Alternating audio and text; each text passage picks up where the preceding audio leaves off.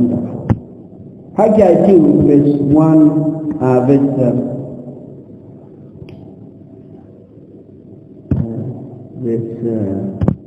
6 to 9. Okay. 6 to 9. Haggai 2, verse 6 to 9. 1 to 9. Go there in the Word of God. The text we are going to read is, of course, like I already referred to. It was a time when God's people had returned from, we reduce a little bit of my name. It was a time when, I think it's fine, when God's people have just returned from captivity from Babylon. And for 70 years they have been there. Some of them are new. They were born during those 70 years. Some of them were probably born just as they moved in. Now they are 70 years old, or even older. So they have just returned. They are rebuilding the city of Jerusalem. They are rebuilding the temple of God. So there's so many things going on during this time. They have seen a long time captivity in Babylon. It wasn't really that very wonderful time in Babylon. Amen. They were in slavery. They were in oppression, at the mercy of their oppressors. And the land, also what had taken place, the land had been devastated by locusts. If you read the book of Haggai, locusts have come in, and locusts are very terrible, terrible creatures. Amen. And God is telling them now that now I am about to move in a way that you have never seen or dreamed of. I want to pour out my spirit, and I'm going to do something, amen, and revive my work and my house. He says, I'm bringing an awakening so big. So, and this story simply seems to just illustrate, amen, the record of history. That it seems like God, this is how God works. That God always, amen, when a nation or a world goes through a pandemic, or it goes through a devastating event, or sometimes war, amen, any traumatic experience that a community or a nation or world will go through, amen, and it always seems like it's God's plan to always follow that with an awakening. That somehow people will begin to turn to God, and God will begin to do a powerful thing. If you follow history, this has always been, and we are going to look at that in more detail in a moment. It was Robert Nicholson who wrote an article, amen, and this year regarding the corona. And the article was titled, "A Coronavirus Great Awakening." He said this, quoting him, he says, sometimes the most important ingredient for spiritual renewal is a catalytic event. And as he said those words, it is true. So I want to look with you at this text and believe God to help us and encourage us and give us a hope to look forward for great things. Amen. As I speak to you about a message I've entitled The Glory of God's House. The Glory of God's House is just a title I got. I could have called it The Glory of God. So The Glory of God's House from the text. Verse 6 and 9, follow with me as I read. It says, 6 to 9. For thus says the Lord of hosts, yet once it is a little while, and I will shake the heavens, and the earth, and the sea, and the dry land. And I will shake all nations. I want you to pay attention to that phrase. And the desire of all nations shall come, and I will fill this house with glory, and say, with glory, says the Lord of hosts. The silver is mine, and the gold is mine, says the Lord of hosts. The glory of this latter house shall be greater than of the former, says the Lord of hosts. And in this place will I give peace, says the Lord of hosts. So in this text that I said, what was taking place is they were rebuilding the new temple, the temple of Solomon, that magnificent temple that Solomon had built, had been totally destroyed to the ground during the invasion of the Babylonians.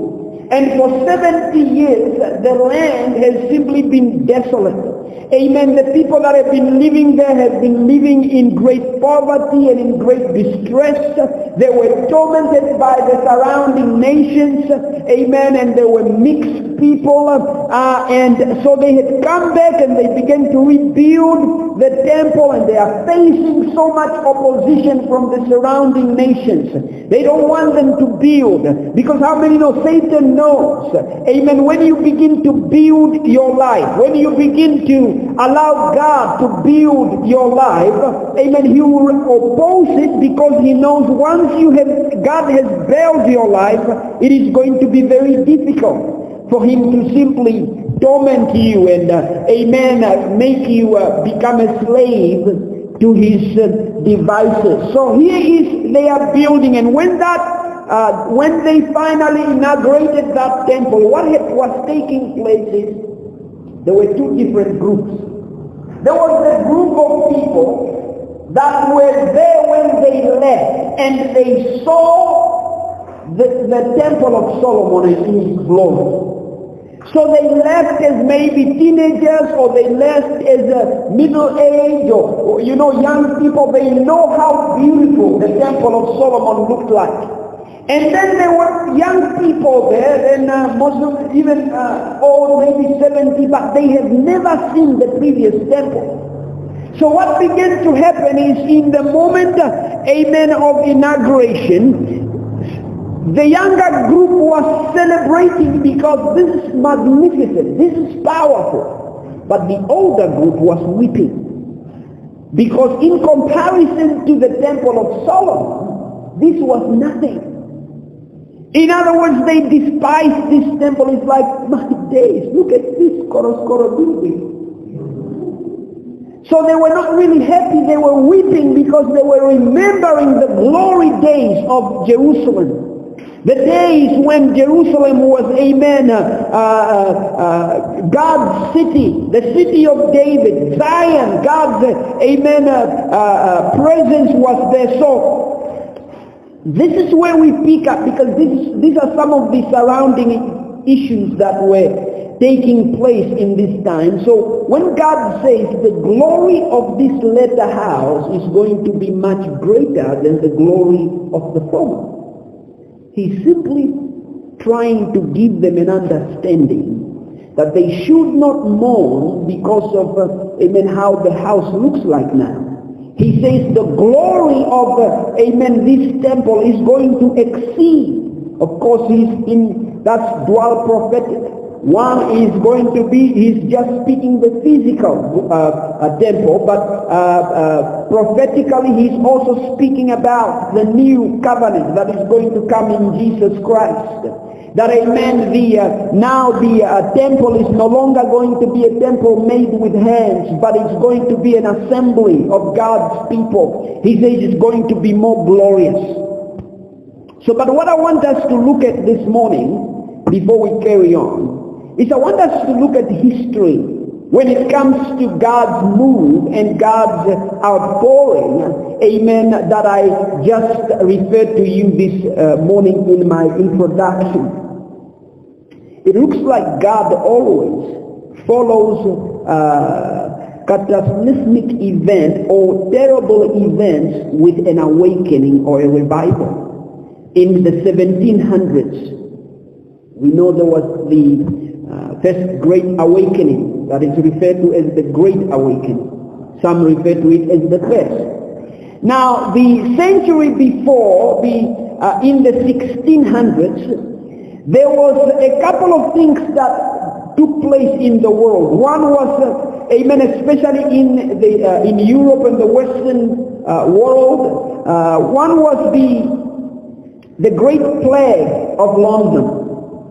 It was referred to by some as the bubonic plague that caused 20% of London's, the city of London's population to simply die. It killed 20% of this population.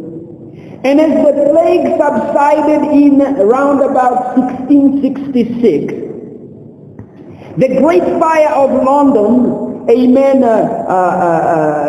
emerged, and I think they say it was in the month of, on the 2nd of September 1966, the plague had just subsided, people are just getting a relief, and this fire, raged for about 2 nights, and it destroyed 70, many scholars, historians record over 13,000 homes.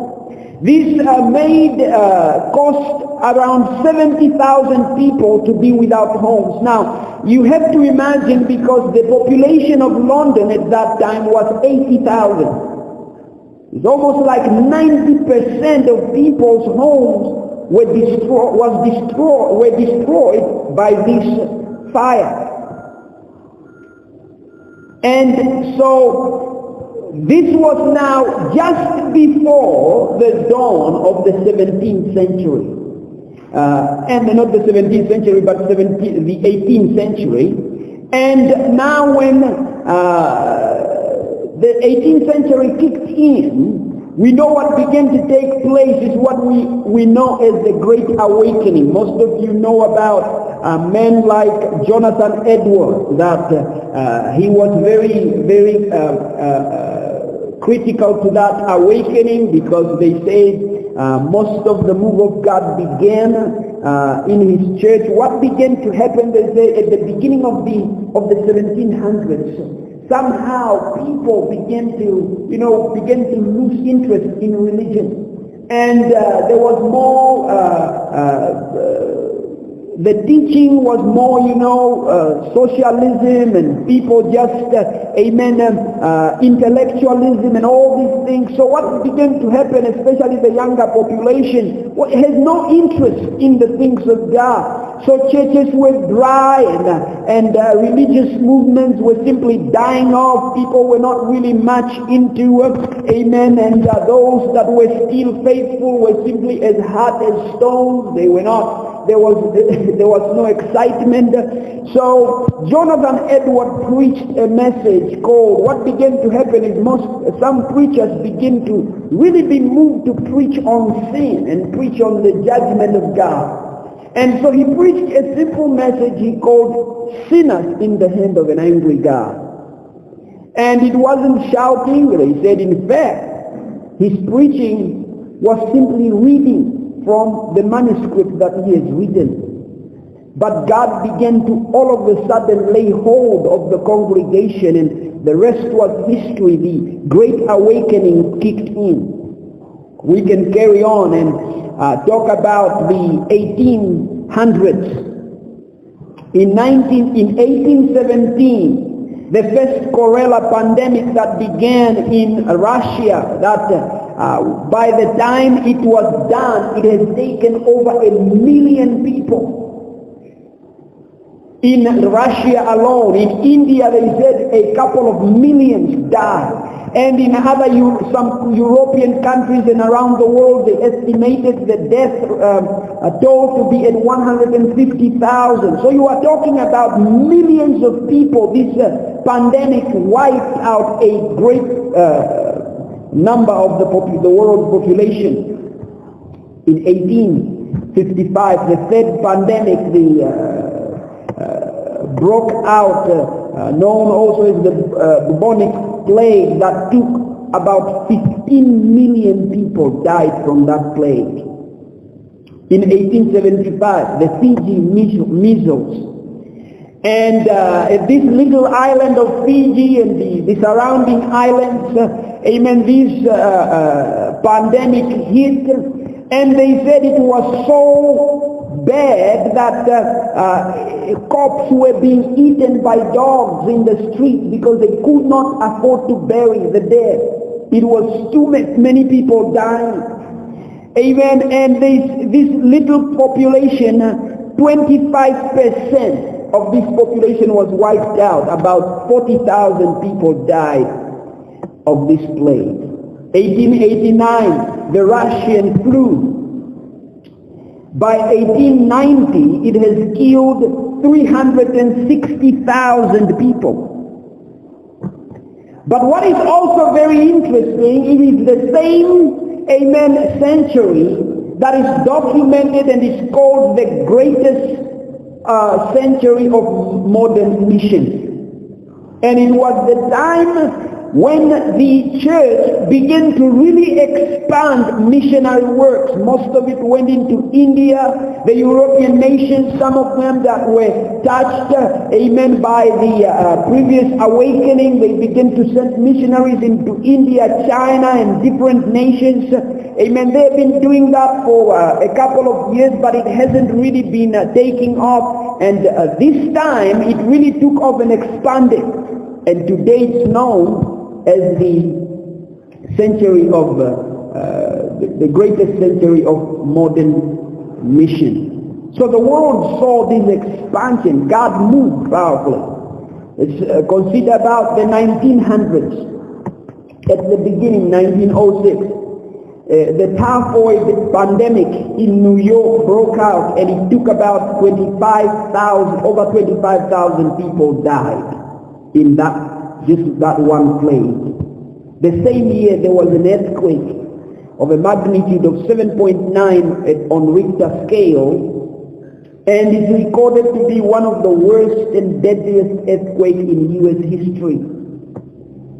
But what is very interesting is around 1906 that the Azusa Street revival broke out. If you are a history, a student of revivals, you understand that in 1906, through the man by the name William Seymour, a black American man that came to New York, and God began to use him. He poured out his spirit upon his meetings, and revival began on this street that was called Azusa. They rented an abandoned building, and they began to, see God move. People traveled from all over the country, some of them even from Europe, to come and see this revival. God was pouring out his spirit, powerfully, in a powerful way. People will stay in church for days, simply crying out to God, and God baptizing people, and people repenting, and people speaking in tongues, and God moving. And that revival lasted around about from 1906 to 1915. But we know today, it is recorded that probably over 700 million Christians in different movements today find their roots from Azusa Street revival. Most of all the Pentecostal movements somehow find their roots from the Azusa Street revival. I referred to that in one of the messages I preached a while ago. Then in 1918 to 1920 was the Spanish flu that took about 50 million people, because it's around, most of this was around Europe, in Africa as well, but in total it took about 50 million people. And by 1929, the Great Depression set in. This was the worst economic downturn in the history of the industrial world. And it lasted from 1929 to 1939. You realize that Pastor Mitchell was born during the Great Depression. He always says that. So there were no jobs. The economy was so bad. And, 1939, while the Great Depression was simply tormenting the world, World War II was brewing. It was about to break out. And a man by the name Smith Wigglesworth, amen, is one of the great revivalists. God used him especially in healing miracles. He was called the Apostle of Faith. And God used him powerfully. So he was simply approaching to the end of his days. And a story is told that as World War was about to break out in 1939, he says, with tears in his face, Smith cried out saying, I probably won't see you again, telling one of his men. My job is almost finished. As he continued to pray, he cried out, I see it, I see it. So the men asked him, what do you see? He says, I see a healing revival coming right after World War II. It will be so easy to get people healed. I see it, I see it. I won't be here for it, but you will be.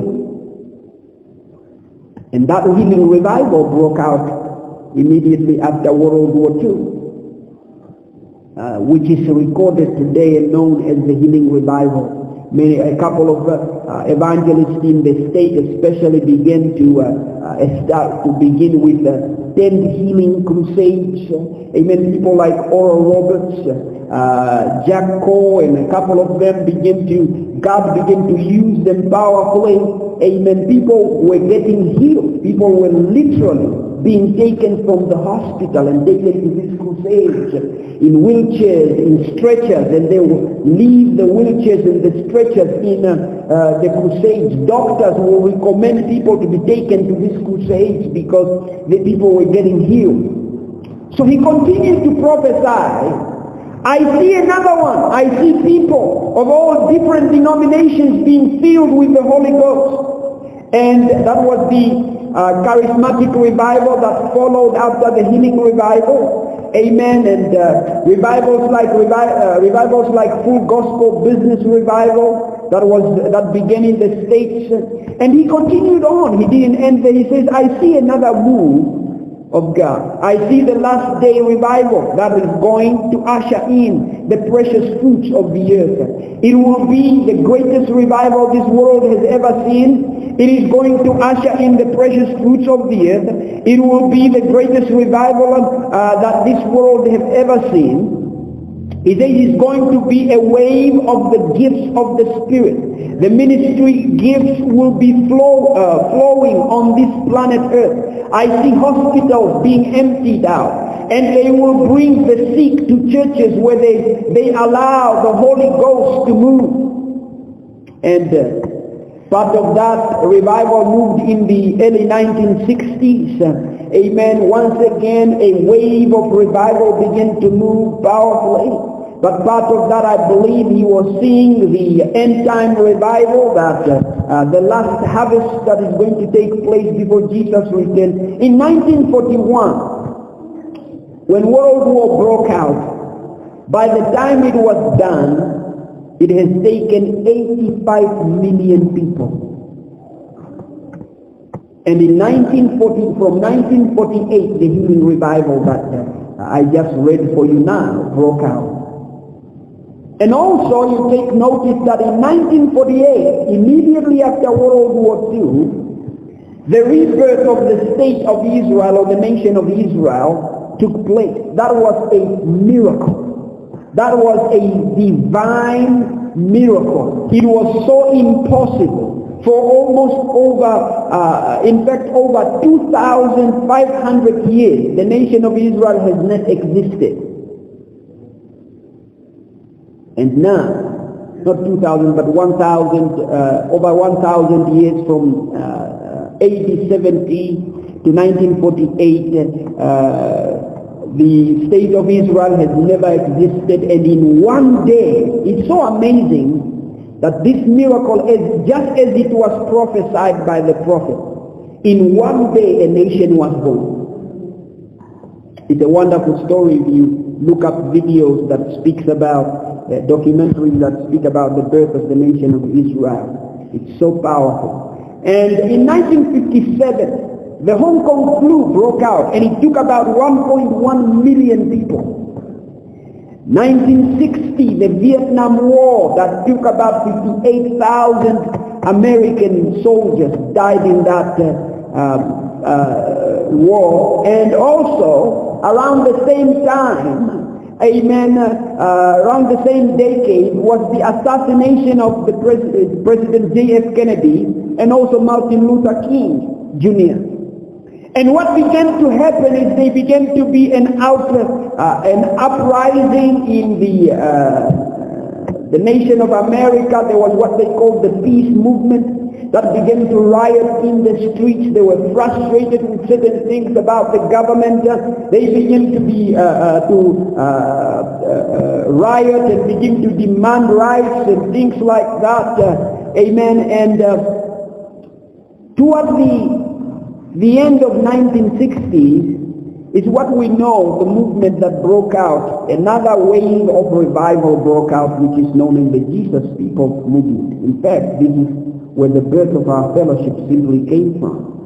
It is the Jesus People's movement. These young people, during the peace movement rioting, young people were simply rebelling against authority, rebelling against government, rebelling against their parents, rebelling against enemies, formal institutions. Amen. These young people just wanted to live wonderful, happy life, drinking alcohol and drugs and having sex as they want. And so they were very rebellious. They didn't really want into rock and roll and all kind of madness. And God began to move toward the end of the 1960s. And these young people began to get saved powerfully.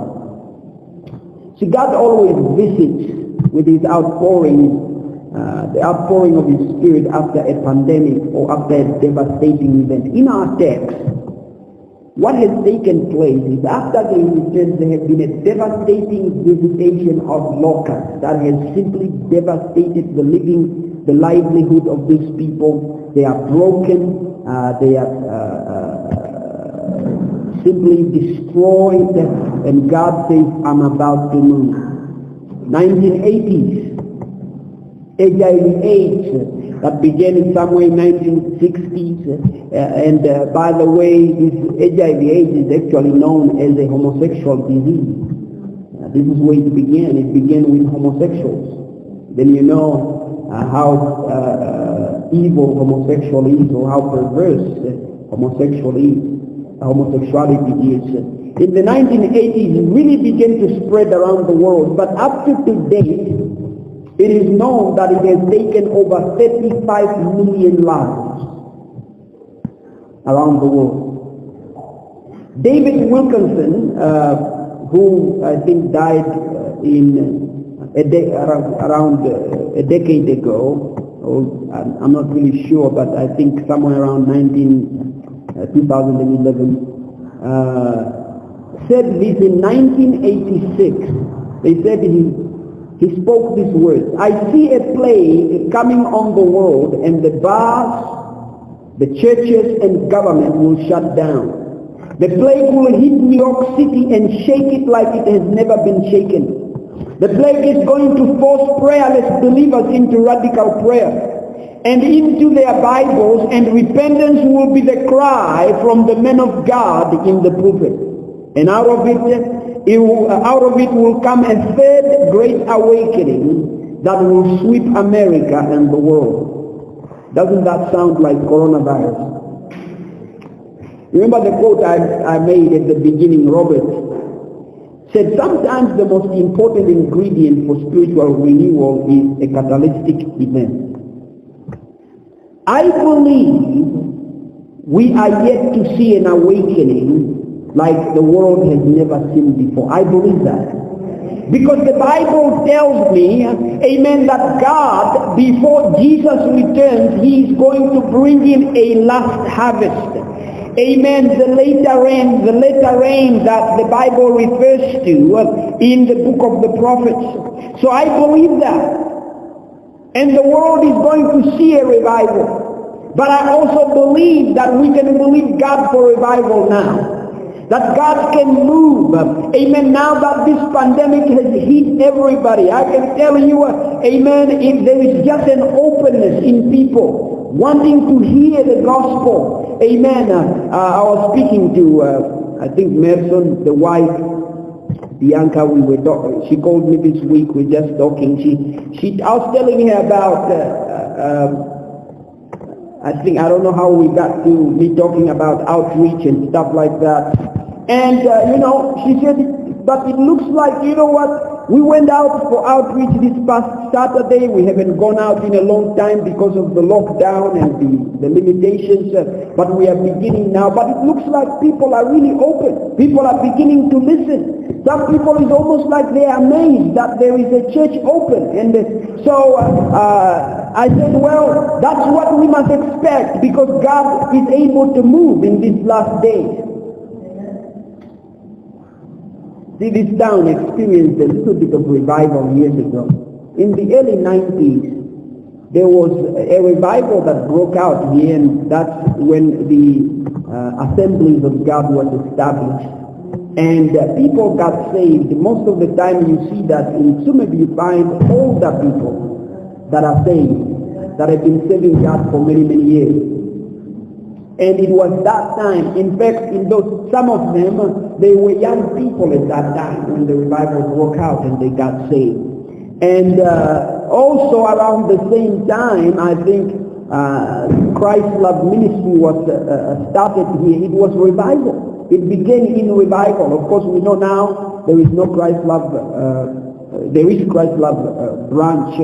I think later on Jesus Center was started, but especially during the time when Christ Love was started, it simply was started in a garage. But people began to flock and get saved, and it was a powerful, powerful move of God in a little town like Summit. Why is that? What's making that sound? Can you fix it? So they saw a wave of revival. But how many believe there is still revival coming? And I'm not just saying, so it's the cliche, revival is coming, but I'm believing God for revival. I'm believing God to see people saved and people, amen, God pour out His Spirit in this nation and around the world, that many, many thousands and millions of people are going to get saved. I believe that. Let me quickly share with you in closing some calamities that have hit our nation in recent years, because I'm getting somewhere with this message. We have our own. I read to you all those millions of lives that were dying. That's fine, just as much as long as it's an entire world, which means most nations did not really experience that loss of life, that so much loss of life. Statistics provide, I picked up these articles from the newspaper, statistics provided by the Namibian police on Friday further indicated, this was back in, I think, in 2018, on Friday, further indicated that 1,063 people, 63 rape cases were reported in 2016 alone. And in 980 in 2017, 1,121 in 2018 in this country. And amen, the statistic carries on. We know the number is much higher in 2019 and 2020. Murder cases. As for murder-related domestic violence, 53 in 2016, 58 in 2017, 61 in 2018, and 37 for this year between January and September were reported. These are deaths that relate to domestic violence. Teenage pregnancy.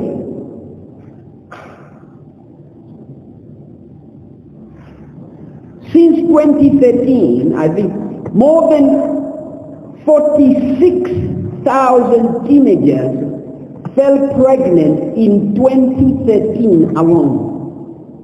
46,000 teenagers. Now listen to this statistic, because this is very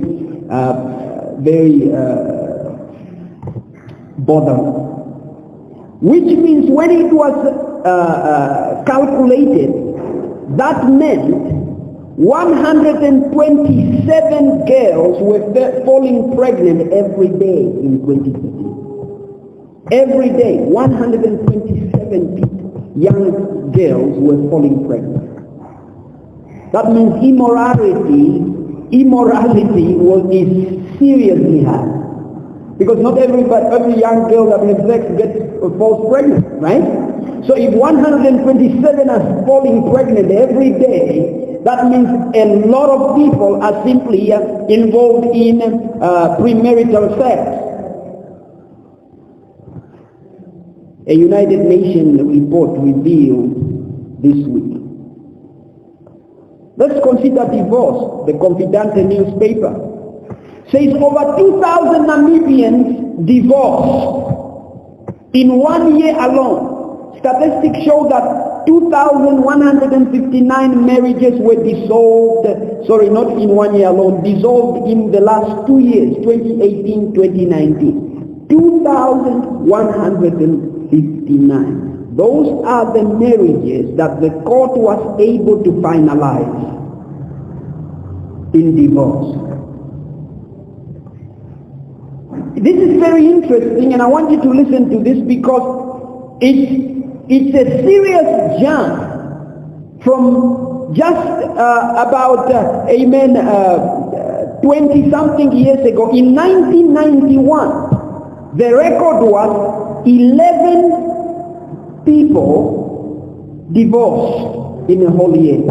In fact, it's not even 11 people. Those 11 people, they say it's divorce and separation.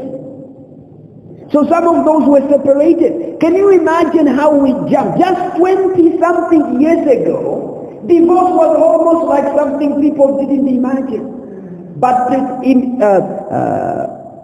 last year, we are talking about within 2 years, it's over 2,000 people were able to divorce successfully.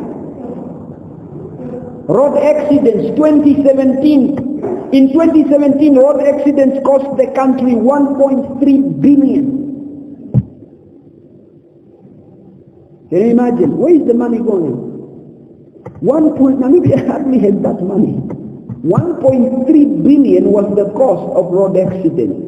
Just in 2017 alone. In 2018, Namibia ranked first in Africa in road accidents, leaving 700 people dead and over 7,000 people disabled through road accidents.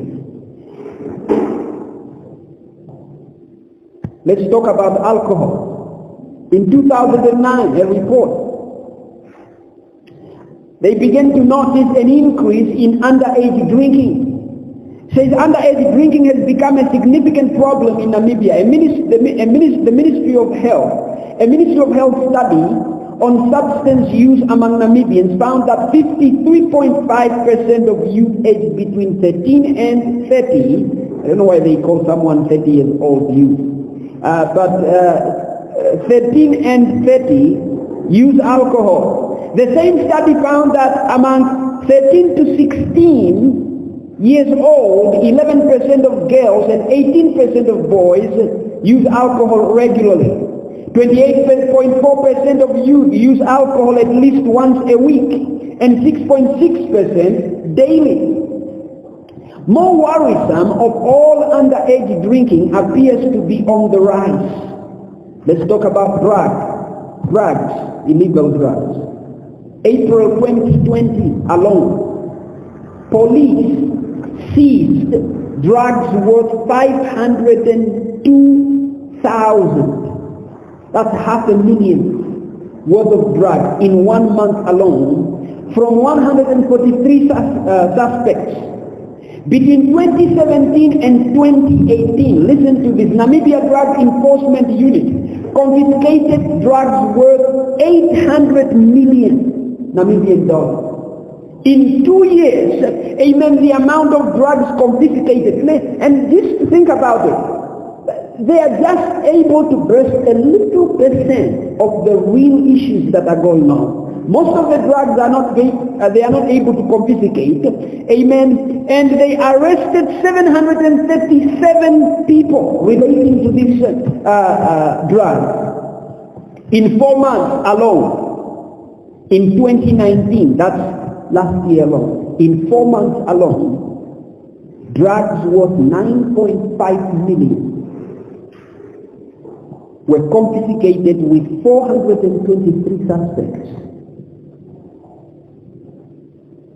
And in 4 months alone, can you imagine?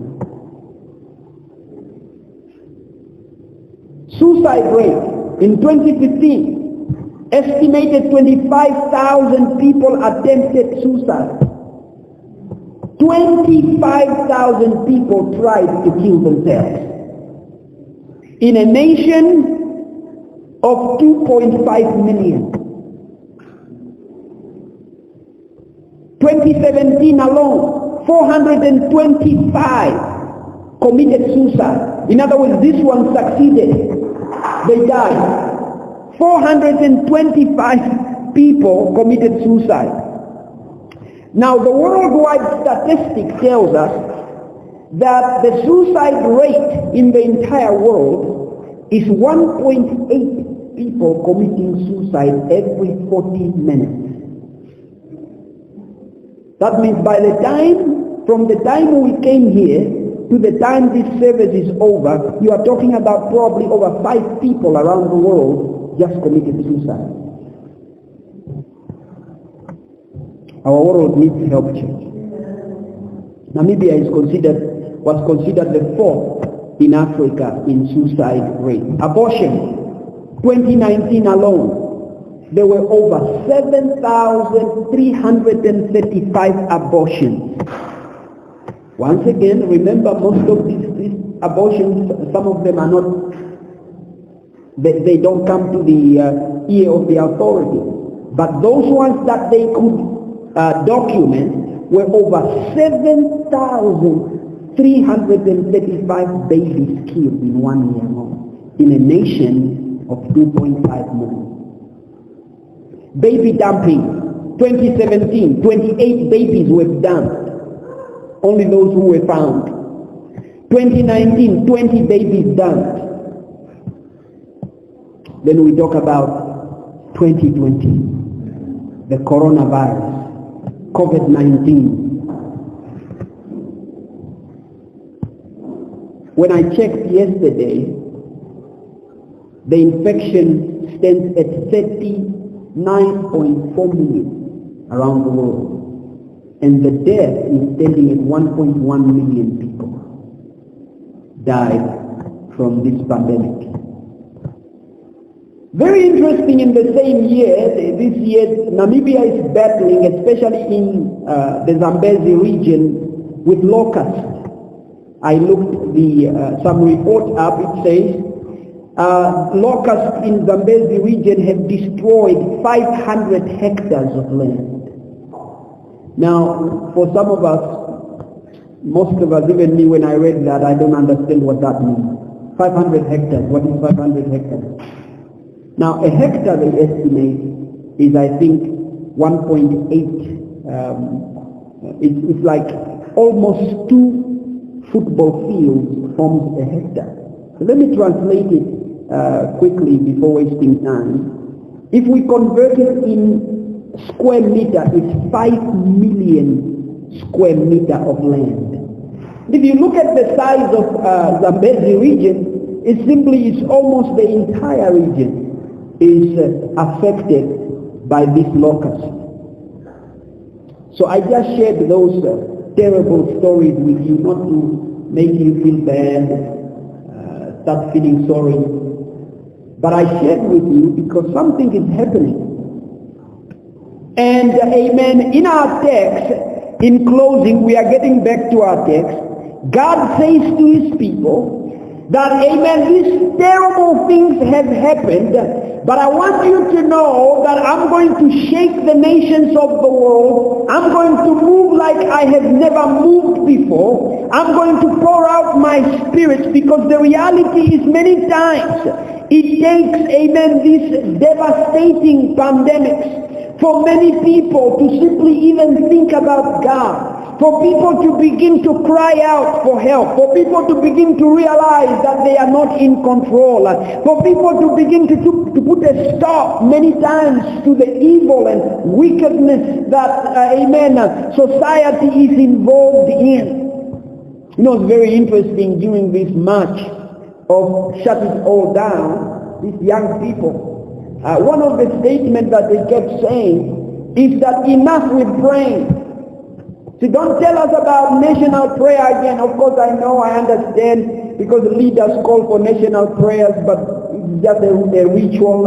Amen. It doesn't really do much anything, because you have, amen, everybody praying. The homosexual is praying, the Muslim is praying together with the murderer and everybody. The people who are not right with God are praying. So it's not really going to make any difference. But something is happening to the young people, because you can hear those words, amen, it's enough with this praying thing. God is ready to pour out His Spirit. See, God always comes in revival when people have turned away, when people are devastated. Sometimes this is why God allows nations to go so much devastation. Because when people are in desperate situations, many times they begin to be open to anything that comes. They are ready to be open to everything. Even things that don't make sense, they will at least listen, because they are desperate. And many times God moves this way. And I'm preaching this because I want to, amen, inspire you to believe God for an awakening.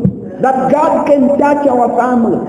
That God can be able to touch our communities, our nation, and the nations of the world. God has not forgotten the nations of the world. He has not forgotten your family. I know many times there are people in your family that, you don't even pray for any longer, because you have prayed, you have witnessed, you have believed God. It looks like they are becoming worse and worse.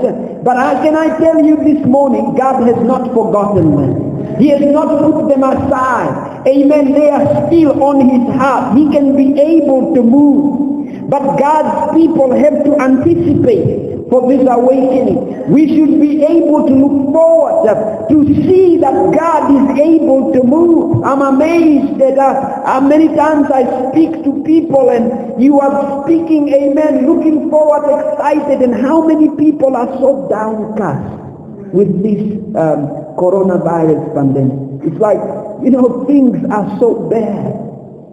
You talk to people, hey man, God is going to move. I mean, it's like you are talking to a rock. They are saying, yes, He's going to move. But there is no hope. Because this is what pandemics do. This is what devastations do. If we are not careful, we will lose hope. Amen. You look at this and say, man, now after the pandemic, nobody wants to come to church.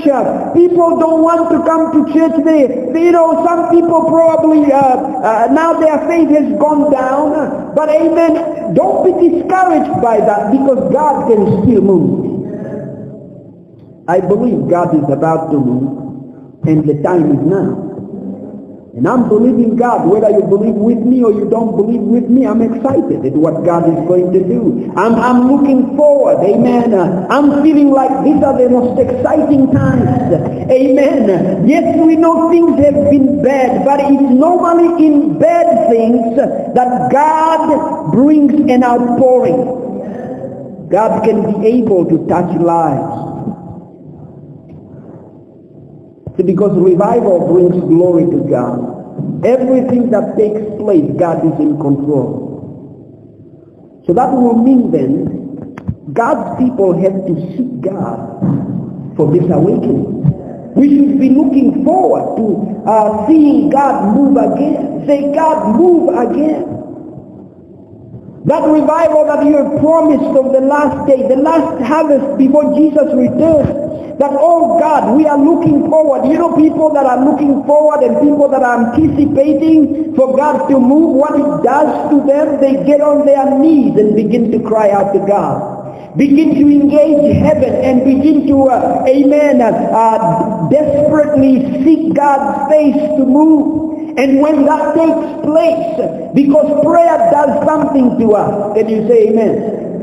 The man and the woman that prays don't remain the same. Amen, when you pray and engage God, you can't remain downcast, because God is able to simply move and be able to encourage and strengthen. See, our nation, when you look at how the direction it's heading, it's like, oh God, is there any hope? These statistics that I just read, is there any hope for our nation? Yes, I believe there is hope. That hope is not in a president. Can you say amen? That hope is not, amen, in any president. We honor leaders. Men, amen, can do great things, can be used by God. But I'm telling you, if this nation is going to change, it is not because we have, amen, a Christian president in parliament. It is going to change because God is going to pour out His Spirit. It's going to change because the Church of God refuses to admit and to submit to the lie of the enemy that things are going to be worse and worse and worse. Don't believe the lie that, amen, your family is not going to get saved. Amen. I have rejected that lie many years ago. That, you know what, many times the devil can, bump you off to think, man, these people I've witnessed to, look at that one, now they are saying they are just a drunkard. Look at that one, they are just a homosexual. Look at that one, they are just, messed up. They can't do anything. They are wicked, amen, and all kind of things. And you can begin to stop praying for them. Say, my family, I'm just the only one who's saved. You see, we should believe God for our family, for our community, for our towns, for our nation, for the nations of the world, that God is able to move. I'm still believing God for the remaining members of my family. Can you say amen? Because I believe, amen, it is God's promise to me that God can save my family. I don't want my family to go to hell. How many of you want your family to go to hell? None of you want them. Amen. Sometimes you can think, man, they are in the village. How is it going to take place? But I've seen God move in my family. There are still many that needs to get saved. And I pray for them as much as I can on a daily basis that God is going to save them. I pray, amen, for our nation that God is going to move, amen, with a miracle that people will get saved. The other day, I was walking, coming from the location. Sometimes I like walking, especially in the location, because you know we can be so used to cars so much that you don't actually see what is going on the ground. I'm not saying it's not good. Amen. Cars are a blessing. I mean, I want one. I'm going to get one soon. So sometimes, you know, a minister of the gospel, I choose to just walk in the neighborhood because I want to see what is going on around. So I was coming from the location. I went to do some things, and I'm walking. I passed through Matara, and I came through here. And all of a sudden, it was evening around 5 o'clock. Something was going on at ShopRite. I saw this big group of young people. I mean, it saw the whole taxi parking lot is filled with young people.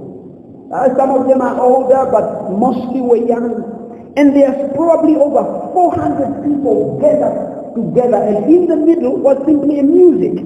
Amen. This, I don't know what organization that was promoting something. With people were dancing. They were dancing to the music, and then people are surrounded. You know, and I was so moved. I'm looking at this young crowd. I'm saying, oh God, there are so many young people here. You can reach these young people. God, amen, do something. Show us a way how we can reach these so many hundreds of young people. And most of them are probably lost. Amen. And you know what? Amen. I'm looking forward because God wants to move. We can believe God to see people saved. If you want to choose to be filled with unbelief, that's your own business. I'm going to choose to believe God. Amen.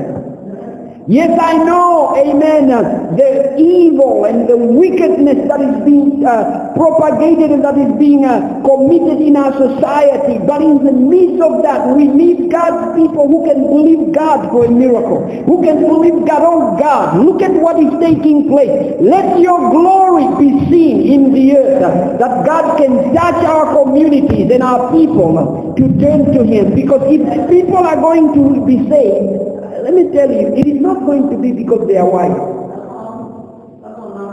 Wisdom is not going to save people. It is going to take a miracle of God from heaven. It is not going to take our effort. Yes, we do the best we can. We work as hard as we can. And we believe God for a miracle. But you know what? Over the years I've lived, salvation is going to take a miracle from God. God will have to meet people and simply touch them so they can become awakened to who they are and who God is. And that's what's going to turn our nation to God. Yes, we can look up to the politicians, but I'm telling you, politicians are not going to bring hope to our nation. Most of these social solutions are just temporary. They will hardly change much. It will hardly change much. Most of the time they make things worse. Because the human heart is not going to be changed by just laws that are set. Rules are not going to change. You know, people are saying, well, they must have what do they call it? They must have the book where they record, or the system where they record offenders and things. That's all well, but that's not going to change. It is not going to stop, people from bettering. Rules don't necessarily stop, because you can put rules, but the hearts are still wicked. So you always, of course, they are necessary to somehow put certain people, into place to just hold them so they don't run loose like a lion. But the reality is we need to cry out for revival in our nation. Our nation is just at the brink of God's move. This is just the right time for God to move, because people are desperate. People are losing jobs. In this town alone, when the mine closed, hundreds and hundreds, perhaps even a few thousands of people lost jobs. People are desperate. We can believe God to see a move of God in our community. I want you to bow your heads and close your eyes with me. We can believe God. I'm challenging your faith this evening, this morning.